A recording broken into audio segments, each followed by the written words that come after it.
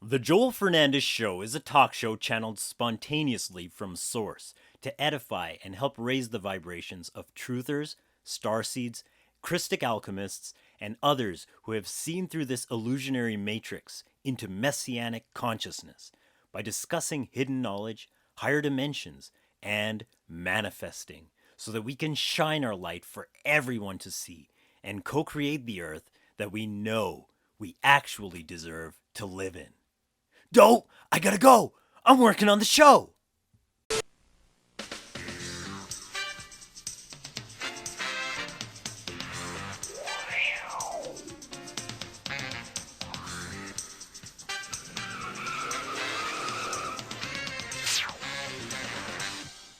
What's up, guys? Welcome back to another episode of the Joel Fernandez Show. I'm Joel Fernandez, and today we're having a bit of a Zerhane special. And every year for Zerhane, I have a special meal that I have where I prepare 12 dishes. It's a lot of work, but it's really enjoyable for me. I love the food, as you know from my other channel. 12 dishes, and you eat the meal before dawn, and you get all ready. And of course, this is a time of great introspection too. So on top of all of that, guys, there's been a real breakthrough this Zerhane. Like, of course, it's for all of us, but for me specifically, like acceleration and just a whole bunch of projects, and a lot of them are musical, and I'm going to be talking about that in this show today.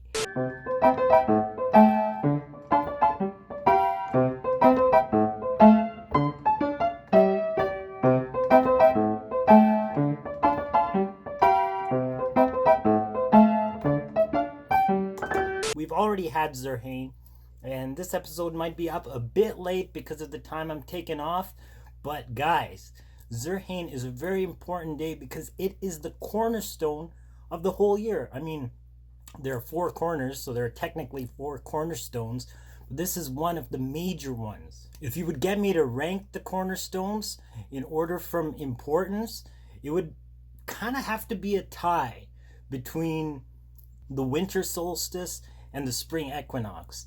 Between those two, it's kind of hard, but technically, the day begins at sunrise. All this midnight stuff, guys, it's like, midnight. Does it really begin the day or end the day? It just means that the sun is opposite high noon, so it's in the middle of the night. It's not the start of the night, it's not the end of the night, it's the middle of the night. So how can it actually begin anything when it's in the middle? See, this is how far removed we are from just time in general, the cycles of time and all of that stuff. But really, the year begins at that break when the sun breaks past that horizon and spring begins. That day becomes longer than the night, and we actually move into the day of the year. And this corresponds with daybreak, as opposed to midnight, being the middle of winter, the winter solstice. Springtime, the vernal equinox, is literally that point of equilibrium when the sun breaks over that horizon and we see dawn for the first time. And did you know that this is the biblical day? A lot of people, might get off-put by this because of rabbinical Judaism and its enforcement of the day beginning at sundown. But guess what? When Elohim creates the earth, it says that when he creates light, for example, light manifests. It says Vayehi Or, and light was, or light became. And then, of course, the light was called day and separated it. But this all happened in daylight for there to have been an evening, or a dusk, an eventide, a setting of the sun, without the sun technically, but a receding of light. So this happened during the light. There was a receding of light, and then a dawning, a daybreak, an influx of light. And that dawning marked the beginning of the next day, the end of the previous day. And that was day 1.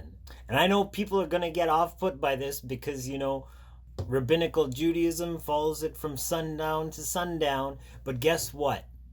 It even says in the book of Jubilees, This is chapter 6 of the book of Jubilees, starting at verse 36. For there will be those who will assuredly make observations of the moon, how it disturbs the seasons and comes in from year to year 10 days too soon. For this reason, the years will come upon them when they will disturb the order, and make an abominable day the day of testimony, and an unclean day a feast day, and they will confound all the days, the holy with the unclean, and the unclean day with the holy, for they will go wrong as to the months and Sabbaths and feasts and jubilees. And that's just it. That's just it. So when is the real start of the day? When is the real start of the day? You tell me. But back to the cornerstones, then we move on to the summer solstice, represented by noontime, when the sun is highest in the sky, hottest in the sky for the longest period of time, at least from our perspective, and then waning in the autumnal equinox, which I would rank second after the first two. Like, technically, if I had to choose between, the spring and the winter, I would choose the spring first. But it's a really close call, because this is literally the time of reset. And I don't mean that as a pun. Literally, this time of the year is a reset. And this is why all of this reassessment is going on.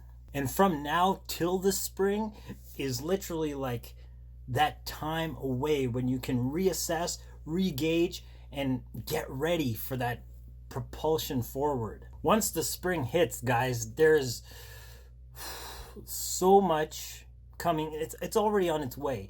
I mean, this whole period of reassessment, like, I wish I could do more videos like this, but guys, like, all these projects that are coming up, it's a result of my manifestation in manifesting more of who I am. Obviously, like, forming this community, guys, good things are coming in regards to that. But let me tell you, like, that's not even the end of it. That's just scratching the surface, because out of all of this community, on top of like digging deep, understanding, understanding truth, really exposing and exercising that right hemisphere of our brain, the artistic qualities, and then I have my right brain curriculum. And on top of this, manifesting, literally creating the world that we know we've come here to live. Like, why is anything less than that more important? That's what we're really moving into. And I really realized this, of course, back in my real awakening back in 2012, when all of this stuff was downloaded to me. But recently, it's just all come up again in and around my birthday, which brings me to number 3 of the cornerstones, and that is the autumnal equinox. Literally, all of these things are almost like time changes direction. Actually, it is where time changes direction. And man, we can really use these things to our benefit. In the autumn, it's kind of that winding down, getting ready for the solstice, really the reset. It's all part of it. And of course, the summer solstice is like, just get the momentum forward, do whatever you can. Like, it's all flowing. Time is amazing when you understand it. We actually can cross these barriers and just work with the flow. And when we start doing that, we're going to realize that just the same way there's no place, theoretically at least, where we can't go once we learn to navigate the spatial dimensions, the same thing with time. And that's what happens when we start to understand time. We can revisit all of those things and really have an amazing time. Pardon the pun, but that really is the potential that we have. So let's go revisit some past downloads.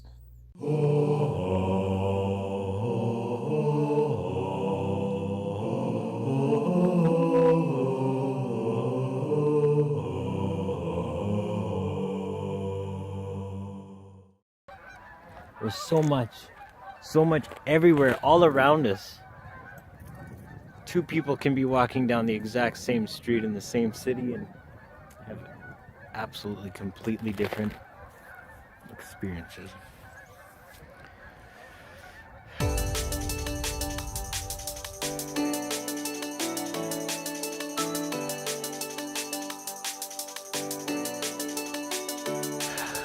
What is this? What is this life? What is this life we're living? This world, this rich environment we find ourselves immersed in. We're immersed in this wealth of beauty. And so many people are just so miserable, living day to day, grinding 9 to 5 behind a computer in a cubicle. For what? We in the West think we have it so good sometimes. And we look out at all these other places and these other countries, third world countries, what we call third world countries, and we say, oh look, people there have it so awful. Women are digging aquifers all day and they have no future, no potential for any education or any kind of higher ambitions. But really, what about us? Is the world that we are immersed in all that we know? And what about their world? If that's all that they know, we are all just products of our environment. We are all just doing the best we can from where we are. And that's it. That is it. That is life. And it's all about choosing better thoughts. It's all about taking that one step at a time. And we can change the way we see the world. We can change what comes across us. We can change everything one step at a time. It requires focus. It requires diligence. But it's not difficult. Because if you tune into who you are, if you tune into who you really are, the next step will come. The next step will be made evident, and everything will begin to flow. Everything will come straight forward. Everything will begin to show itself piece by piece. We're all just living our own journeys. We're all just living our own lives. We can all just do the best we can from where we are right now. And that's the point of life. That's the point of it all. To do the best from where we are right now. Because seriously, nothing else will ever work. Nothing else can ever work. If we just look, if I were only there, this would be, or if this were, then we could. No, you're never going to get anywhere that way. You're never going to get anywhere that way. You can only take the next step from where you are right now. It just takes a little bit of focus. And it's not difficult.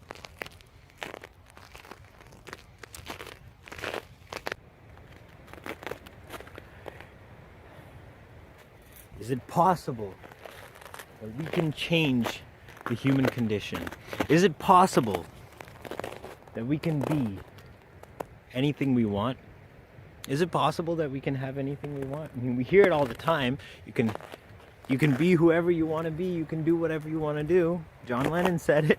There's nothing you want to do that can't be done. But is that true? And what does that involve? How can we make that a reality?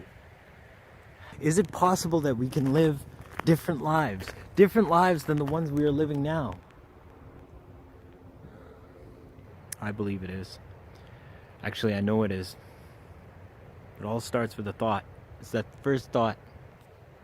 It's that first intention, actually. Before the thought.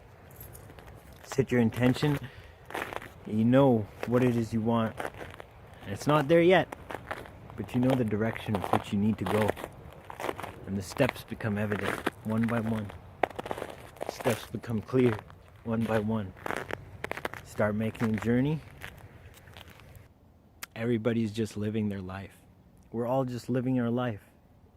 We're all just in the place where we can live our life. There's nothing more. There's nothing more that we can do except choose to live the best life that we can live. Choose to live to our most potential. As we come across choices in our day-to-day, we're just going to choose better choices. We're going to choose the choices that harmonize with our higher self, with our true self. And as we choose those choices more and more, life will begin to show itself to us. Life is supposed to be fun.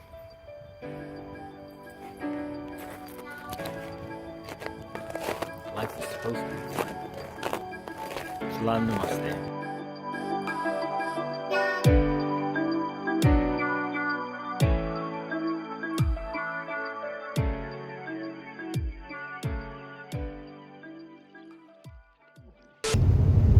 Look at that, guys. 88.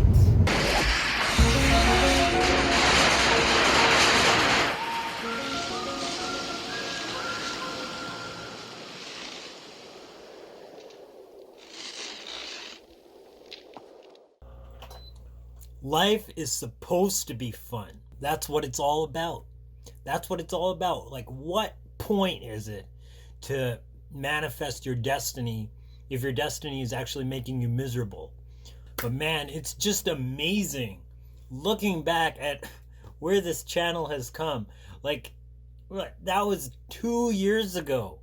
Guys, I started this channel 2 years ago, mid-December. Christmas Eve, actually. And let me tell you, it's been an amazing journey.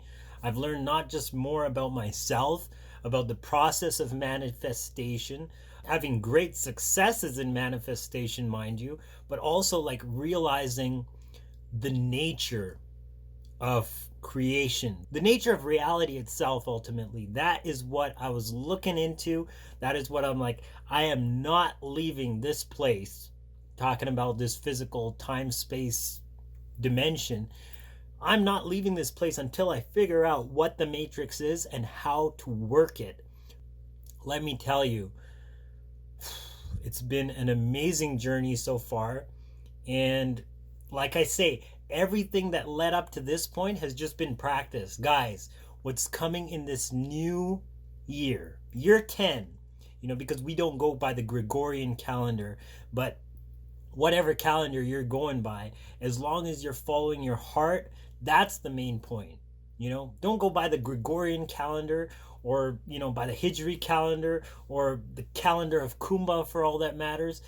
Go by your heart. If your heart is leading you and telling you how so-and-so calendar keeps track of time accurately, that's up to you. That's just between you and Source. I'm just speaking on behalf of my connection with Source and what Source has really shown me in this last little while through this journey. Ultimately, your destiny has a purpose. And that purpose is to make more of the world manifest in line with what it's meant to be. The more you manifest in your own life, the more you'll be able to help other people in their own journeys. And think about it. Like, if you know the ins and outs of manifesting, you can help people through difficult situations. You can help them to actually realize what's going on, what caused all of this, downhill spiral, and how they can actually pull themselves out of it and realize it. This is the power of manifest creation. It's the power of the living logos. Like, what we say really manifests our world because we're made in the image. Like, think about it. The scriptures are so much more accurate than we've been led to believe.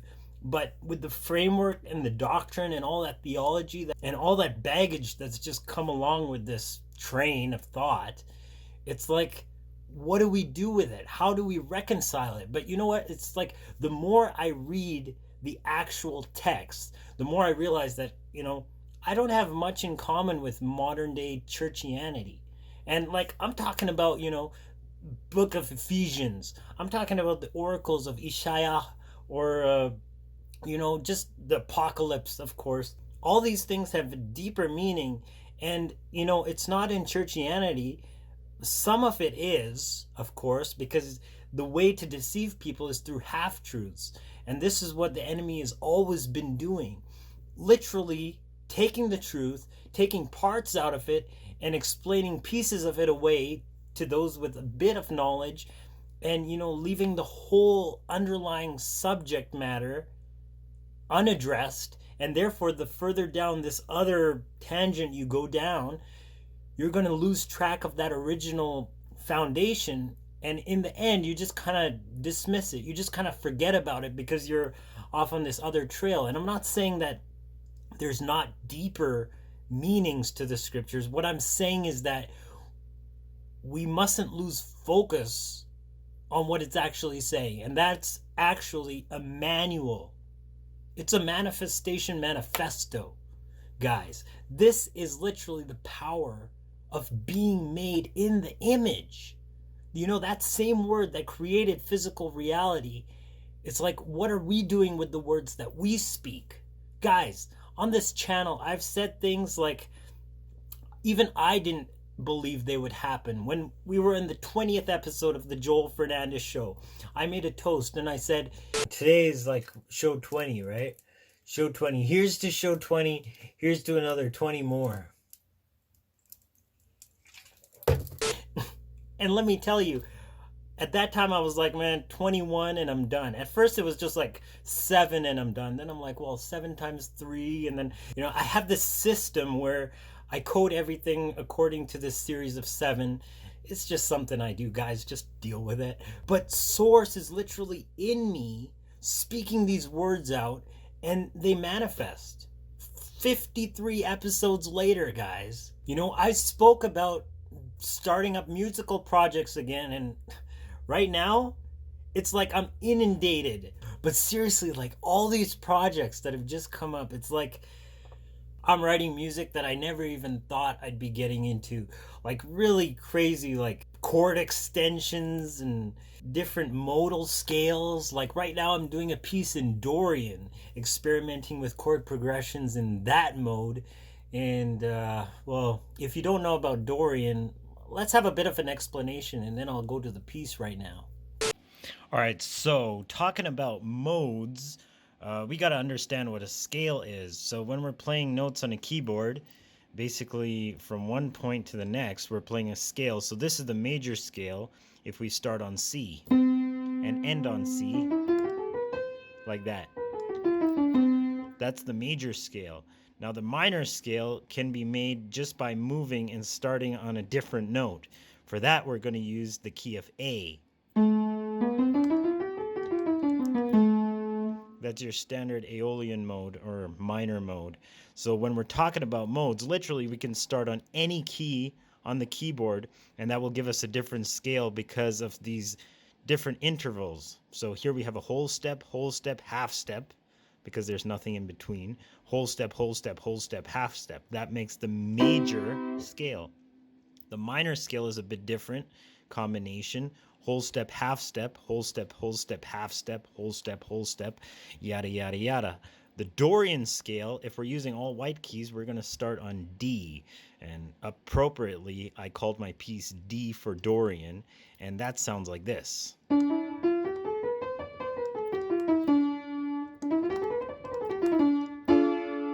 And that's almost minor. It's actually in between minor and major, because to make an actual D minor scale, instead of playing this B natural, you would play this B flat. So it goes like this. That's D minor, and this is D Dorian. Has a lighter quality, almost like a medieval feel to it. So that's modes. Basically, you can start on any note of the scale and you have a different mode. So we have the major or Ionian mode, the Dorian mode, the Phrygian mode, the Lydian mode, the Mixolydian mode, the Aeolian mode or minor scale, and the Locrian mode. Try writing a piece in Locrian. But all these modes have like their typical chord progressions. So for major, you have, for example, for A minor, you could do this. And so on and so forth. So for Dorian, I had to figure out a chord progression to actually make the song work. And literally, this song just downloaded to me. I just started playing and it came out.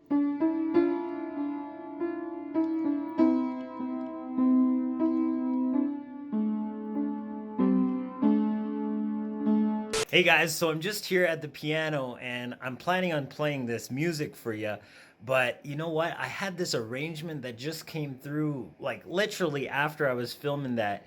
It was just like I just had this medieval picture with like a fife and organ and harpsichord and all of that stuff. So I'm gonna let you guys listen to that version right now, and I'm gonna put that over some images of some medieval architecture and some other stuff.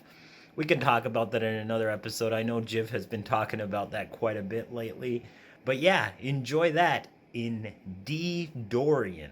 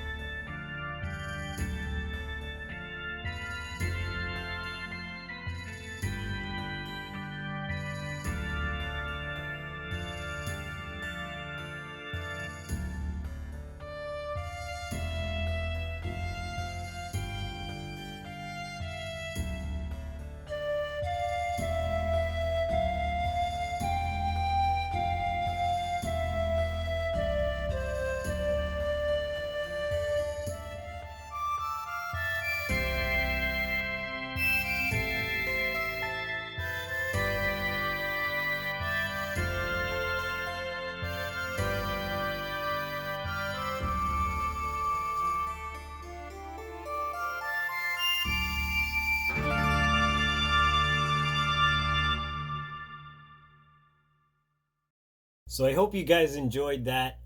I honestly just love this tune. I could literally listen to it over and over again. And I have. It's just an amazing piece. I don't know. Sometimes I just get these inspirations and an idea will come through and it will literally just come through all at an instant. Like I said, like I literally just wrote this piece overnight. But I've got a whole lot more projects going on. The whole thing with like the music we listen to, it doesn't function some kind of manifestable music. That's something I really want to get into, but I do like writing this kind of music, and So much more coming, guys. So much more coming. So look out for that. I'm sure I'll be sharing more of just art projects and things in general. And really, this is our harmonic game. Like, we're literally breaking through those vibrational barriers and accessing different frontiers of manifestability. And speaking of frequencies, I'm actually working on a really interesting composition. It actually uses all the tones of the solfeggio scale.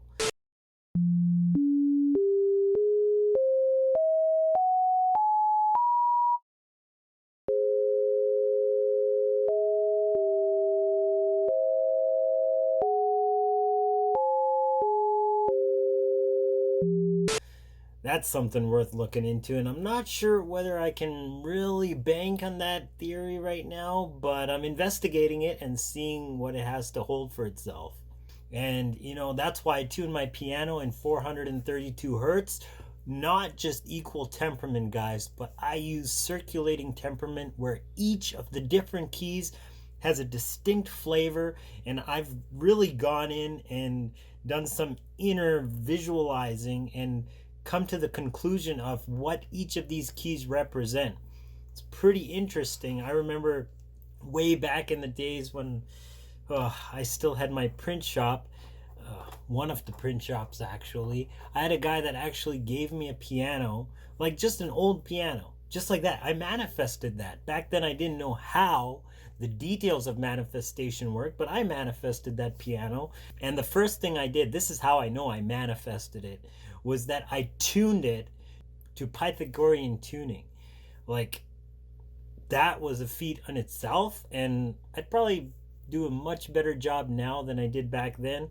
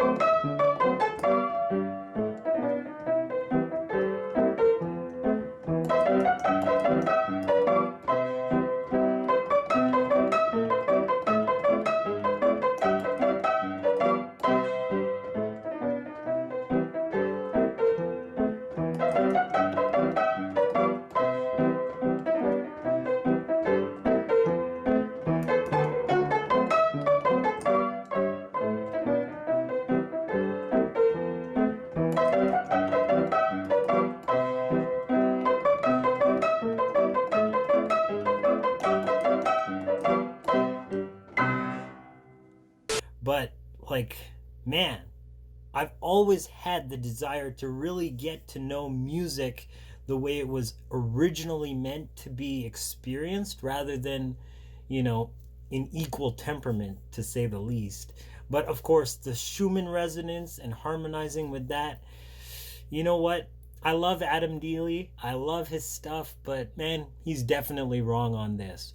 Our ears are uniquely tuned to this lower frequency because of an electromagnetic phenomenon known as the Schumann resonance. Lightning resonates in the cavity between Earth and the ionosphere in a series of harmonic peaks with a strong fundamental at 8 hertz. Now, whenever you multiply a frequency by 2, you get its octave. So if we set C to 8 hertz, this Schumann resonance, and also a power of 2, C will also be 16 hertz and 32 hertz, all powers of 2. When you set C to powers of 2 and octave displacements of the Schumann resonance, A will equal 432 hertz. Aesthetically and scientifically, it is preferable to tune to A equals 432 hertz. We have a deep connection to this tuning because it more accurately reflects the vibrational frequencies in the universe around us.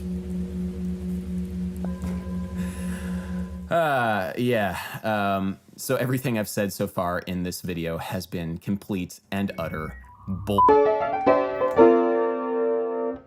Equal temperament is not where it's at. We gotta really learn to harvest just intonation.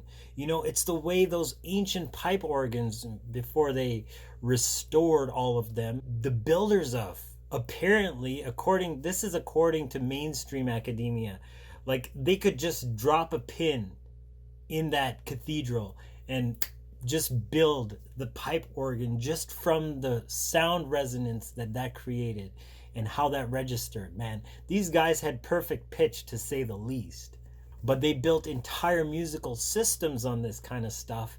And when you look at the layout of those cathedrals, I don't need to tell you guys, like, Jivgini talked about this in the last episode, where, you know, it's almost like the same word is in the cathedral as the cathode. Ancient buildings utilizing frequencies of bells and pipe organs, and then you look at those metallic domes with, you know, if you look at Orthodox crosses, they sure look like antenna. But anyway, we spoke about that in the last episode, and this episode is, you know, just random. It's just me catching up with you guys and just talking about good things are coming. Good things. And I keep going back to that quote, but really, really good things are coming. And I've got a major announcement coming up, so stay tuned for that. It's about to drop any time now, guys. I'm so excited for this new project. So be sure to watch for this update because, man, it's literally gonna rock the world. We are here to not do anything less than that. We are literally manifesting this new earth, and the only way to do that is to change the earth. Hello, right? So that is objective number 1. If you're with me, and I already know all you guys are with me anyway because you've stuck through this channel. You've watched all these videos of mine with me yapping yada yada yada away. But, you know, it's in these videos that I throw those gems. And I make these videos like this on purpose so that the real truth seekers will really dig. Because where do you find the gold? Find it in the dirt. There's a saying that says you can find gold even in the dumpster. And there's wisdom that you can learn from a child. And I ain't no child, but I sure feel like one at heart. We gotta have fun in life, right? Life is about having fun. Life is about being accomplished. That's what fun is. That's when you feel like you've actually done something and you're satiated in that space of time where your awareness is actually accomplished something worthwhile. And what is worthwhile? Worthwhile is fulfilling who you're here to be. Fulfilling who you're here to be. Not posing, not comparing yourself to other people, being who you are here to be. What are you here to be? A lot of people have forgotten, but just think back what you would do when you were really little and you just didn't care about anything else. And, you know, even what you were doing didn't matter because it just was something fun to do. Like, I would get an old cassette player. I know a lot of people don't even know what that is anymore. But I would throw in a cassette and I would hit that record button and I would record the Joel Fernandez show. And let me tell you, it was nothing like what it is today. But it was just me randomly talking about random things. I mean, you know, that like a 5-year-old would think about. And then I'd sing songs, and then I'd write songs, and then I'd put clips of like videos that I used to watch. We used to have a friend tape it for us from satellite TV, good old TBN. And we used to watch all those shows, and like if I saw a little clip that I liked, I'd put that in here. And you know what? That's what I do with this show too. So you just got to live up to your life, man. You got to do who you're here to be because only you can do that. You're the only person that can be who you're here to be. And that's why you're something special.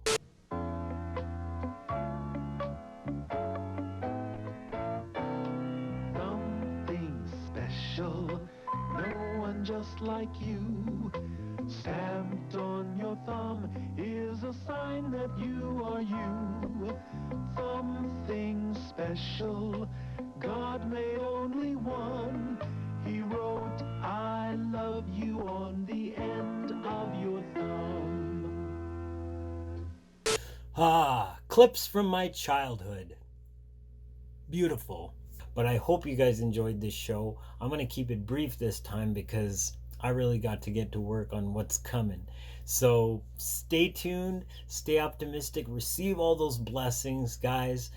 We got this. We're moving forward. And as we manifest more of that kingdom of heaven, we're going to start to see more of it around us.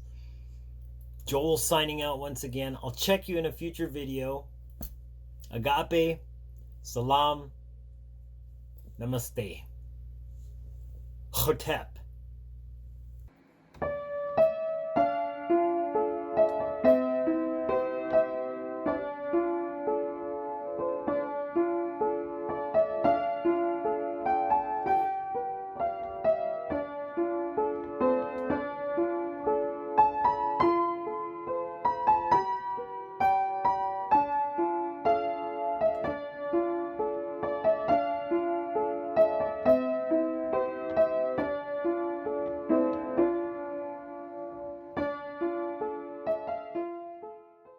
With musicianship.